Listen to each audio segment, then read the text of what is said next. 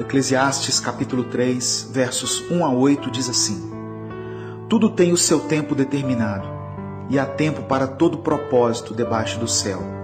Há tempo de nascer e tempo de morrer, tempo de plantar e tempo de arrancar o que se plantou, tempo de matar e tempo de curar, tempo de derrubar e tempo de edificar, tempo de chorar e tempo de rir, tempo de prantear e tempo de dançar, tempo de espalhar pedras e tempo de ajuntar pedras, tempo de abraçar e tempo de afastar-se de abraçar, tempo de buscar e tempo de perder, tempo de guardar e tempo de lançar fora, tempo de rasgar e tempo de coser, tempo de estar calado e tempo de falar, tempo de amar e tempo de odiar, tempo de guerra e tempo de paz.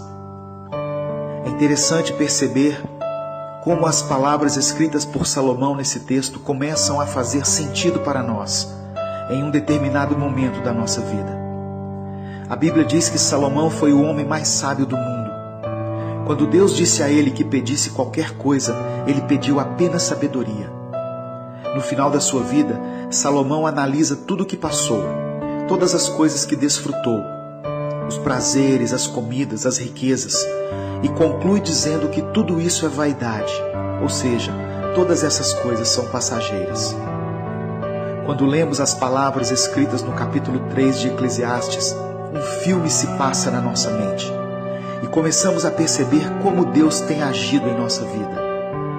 Quantas batalhas tivemos que perder no passado para que outras pudessem ser vencidas no futuro. Como Deus direcionou a nossa vida de forma que os caminhos que traçamos, embora muitas vezes tortuosos, nos levaram ao encontro com o Senhor. Como Deus transforma o nosso caráter ao longo dos anos para que tenhamos necessidade da sua presença e, movidos pelas circunstâncias, passemos a buscá-lo com mais intensidade. Quantas vezes Deus permitiu que fôssemos perdedores e que os nossos planos fossem frustrados, e por diversas vezes vimos pessoas que não servem a Deus chegarem na nossa frente. Quantas vezes tivemos que aceitar que as coisas sempre foram mais difíceis para nós, que tudo na nossa vida sempre foi mais pelejado, que as coisas que conquistamos foram com muito esforço, ao contrário de algumas pessoas que parecem ter tudo mais fácil. Por muitas vezes tivemos que nos contentar com o fim da fila, quando achávamos que seríamos os primeiros. Mas a verdade é que tudo isso era o plano de Deus para a nossa vida. As decepções amorosas que tivemos, as crises financeiras e conjugais que enfrentamos, a luta para concluir nossa faculdade, tudo isso foi para o nosso bem.